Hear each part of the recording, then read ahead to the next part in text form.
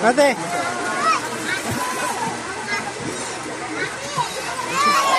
Tingnan mo yun, ay, no?